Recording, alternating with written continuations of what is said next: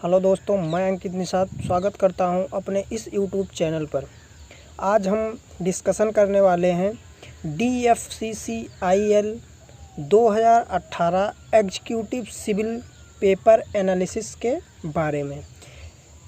इस पेपर का एनालिसिस बहुत सारे लोगों ने किया होगा, आप लोगों ने देखा भी होगा। आज जो है हम डिस्कशन इस बात का नहीं करेंगे कि क्या आता है, हम लोग इस बात का डिस्कशन करेंगे कि कितने क्वेश्चन आएंगे, किस सब्जेक्ट से आएंगे और कहाँ से अधिकतर क्वेश्चन पिछली बार पूछा गया था।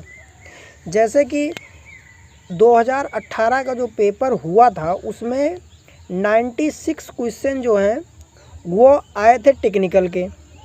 96 क्वेश्चन जो आते हैं वो आए थे टेक्निकल के, और नॉन टेक के जो आए थे वो 24 क्वेश्चन आए थे। लेकिन इससे पहले 2016 में भी पेपर हुआ है जिसमें तब जो है आते थे 80 क्वेश्चन टेक्निकल के, ठीक। तो और इसके बाद फिर जब 96 क्वेश्चन जब आने लगे हैं तो पिछली बार से ये हुआ कि 96 क्वेश्चन आने लगे।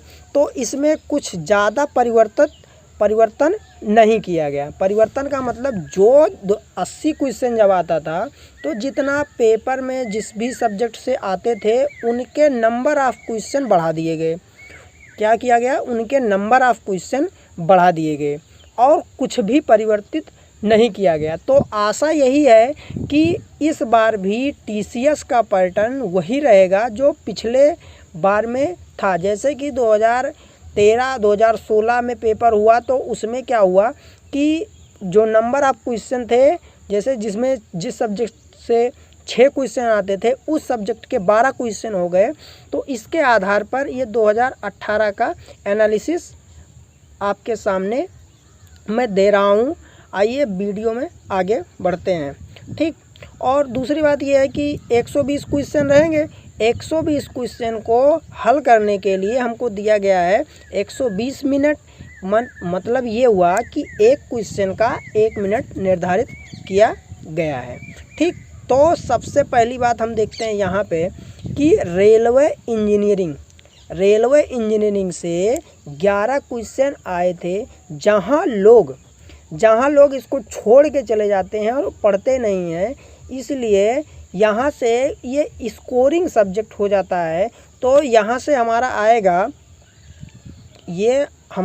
आपका, ये देख लीजिए, railway track, railway alignment, formation profile, sleeper से क्वेश्चन आते हैं, स्लीप और स्पीड फार्मूला। जो स्पीड फार्मूला दिया गया है उससे क्वेश्चन आए थे। रेल लेंथ से क्वेश्चन आया था और स्लीपर डेंसिटी निकालने का फार्मूला, और यहाँ से न्यूमेरिकल भी बन सकता है। और एक फिश प्लेट से भी क्वेश्चन आए थे, ठीक है। इसके बाद फिर क्या है, आगे अगला सब्जेक्ट जो है वो मतलब स्ट्रेंथ ऑफ मटेरियल के 10 क्वेश्चन थे। ये आगे पीछे हो सकते हैं, 10 से बहुत ज़्यादा होगा तो 8 हो जाएगा, 7 हो जाएगा, या फिर 10 से 11 और 12 भी हो सकता है। तो इसमें मेन जो जहाँ से क्वेश्चन आया हुआ है वो है कि प्रिंसिपल स्ट्रेस से क्वेश्चन आए थे, डिफ्लेक्शन से क्वेश्चन आए थे, और स्ट्रेस एंड स्ट्रेन से क्वेश्चन आया हुआ है। SFD BMD इनसे भी एक क्वेश्चन बने हुए थे। कॉलम से क्वेश्चन आया था, स्ट्रेन एनर्जी से भी क्वेश्चन आए थे। और इसमें ध्यान देने वाली बात है कि जो मटेरियल का प्रॉपर्टी ऑफ मटेरियल से भी क्वेश्चन बने थे। अधिकतर मतलब 2 से 3 क्वेश्चन प्रॉपर्टी ऑफ मटेरियल से बने हुए थे। और इन सब जो भी टॉपिक इसमें लिखे हुए हैं, principal stress, deflection, stress, strain और SFD BMD, column, strain energy, इन सब से एक क्वेश्चन बना हुआ था। इसमें एक क्वेश्चन वहाँ से भी आया था जो थिक और थिन सिलेंडर वाला टॉपिक है, ठीक है। आगे जो है जो सब्जेक्ट काफ़ी महत्वपूर्ण है वो है इन्वायरमेंट इंजीनियरिंग में जो वाटर की प्रॉपर्टी होती है उसके लिए एक कोड है 10500, इससे क्वेश्चन बनना तय है। इससे पिछली बार भी आया था, 2016 में भी आया था और इस बार भी आएगा। और इसके बाद slow sand filter, rapid sand filter, nitrogen से जो जडाल अमोनिया और इन सब से क्वेश्चन बना हुआ था। और ट्रीटमेंट सिस्टम से क्वेश्चन था, COD BOD से क्वेश्चन था। और इसके बाद क्लोरीनेशन से क्वेश्चन था, सलट डाइजेशन से भी क्वेश्चन था। ये सब इनका मैं PDF आपको दे दूंगा, जहाँ से ये हॉट टॉपिक है। ऐसा नहीं है कि यहीं से क्वेश्चन आएगा, इस बात को आप ध्यान रखिएगा। ये ऐसा कुछ नहीं है कि क्वेश्चन यहीं से आएगा, लेकिन जो आया हुआ है मैं वो बता रहा हूँ कि इन सब से क्वेश्चन हटेगा नहीं, मतलब इनसे तो आएगा, अलग भी आएगा, ठीक है।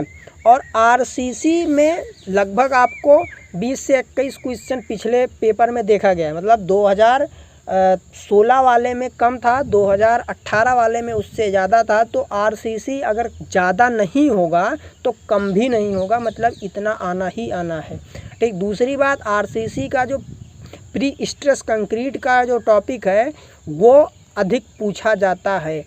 इसलिए अधिक पूछा जाता है एग्जीक्यूटिव पोस्ट के लिए, जिसके लिए आप लोगों ने अप्लाई किया है। वो साइड की पोस्ट है, मतलब साइड देखनी है। तो साइड पे जितनी भी चीज़ें होती हैं, जैसे कि कंक्रीट से क्वेश्चन आने हैं और सर्वे से क्वेश्चन आने हैं, RCC से क्वेश्चन आने हैं, तो इन सब को इग्नोर नहीं किया जा सकता है, ठीक है।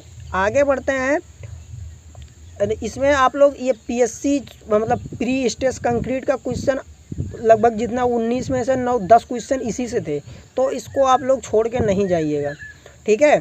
जैसे क्या है कि SSC JEE अगर आप लोग तैयारी करते हैं SSC JEE की, तो उसमें प्री स्ट्रेस कंक्रीट नहीं पूछा जाता है।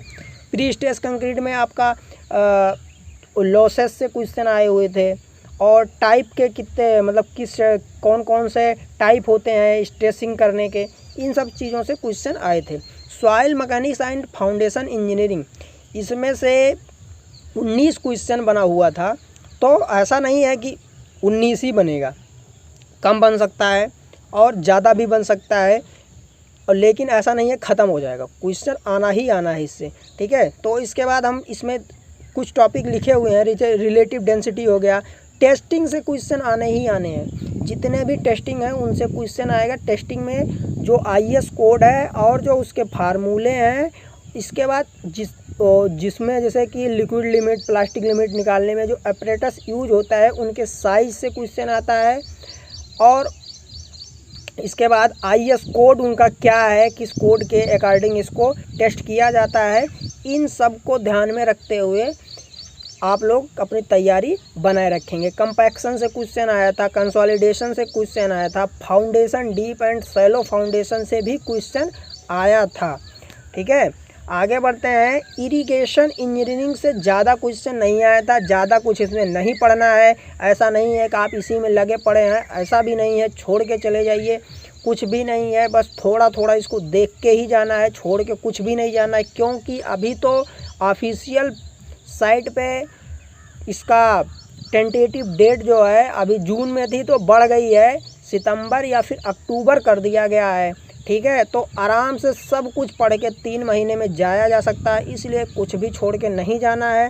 तो पढ़ना ज़रूर है, लेकिन ज़्यादा फोकस किस पे करना है वो सब्जेक्ट वाइज मैंने बताया है, तो आप लोग उसी तरीके से पढ़ाई करिएगा। हाइड्रोलॉजी से 2 क्वेश्चन आए थे, फ्लूइड मैकेनिक्स से भी 2 क्वेश्चन आए थे, तो इन सब चीज़ों को उसी अकॉर्डिंग। और देखिए सर्वे से 12 क्वेश्चन आया था, चेन सर्वे से सबसे ज़्यादा क्वेश्चन थे। इसके बाद लेबलिंग से, plane table survey, theodolite curve, इन सब से क्वेश्चन थे। तो जो चीज़ें फील्ड में यूज होती हैं उनसे क्वेश्चन आना जायज़ है, तो वहाँ से क्वेश्चन आएगा ही आएगा, सर्वे छोड़ के नहीं जाना है।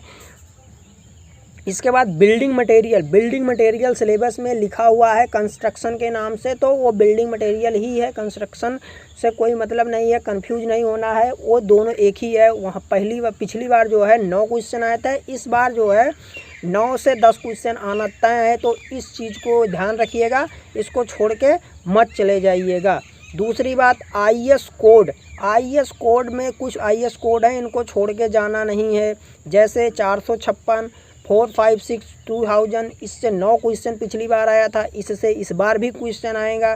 10500 इससे इस बार भी क्वेश्चन आया था पिछली बार और आएगा।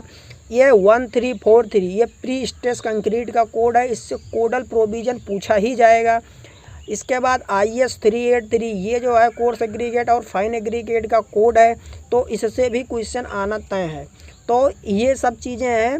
आशा करते हैं आपको ये मेरा वीडियो पसंद आया होगा और इसका स्क्रीनशॉट ले लीजिए या फिर मैं PDF डाल दूंगा, आप PDF ले लीजिएगा, देख लीजिए। केवल ये आपको बस देखना है, ये नहीं कि इतना यही आएगा। ठीक है, आशा करते हैं आपको वीडियो अच्छा लगा होगा। जय हिंद, जय भारत।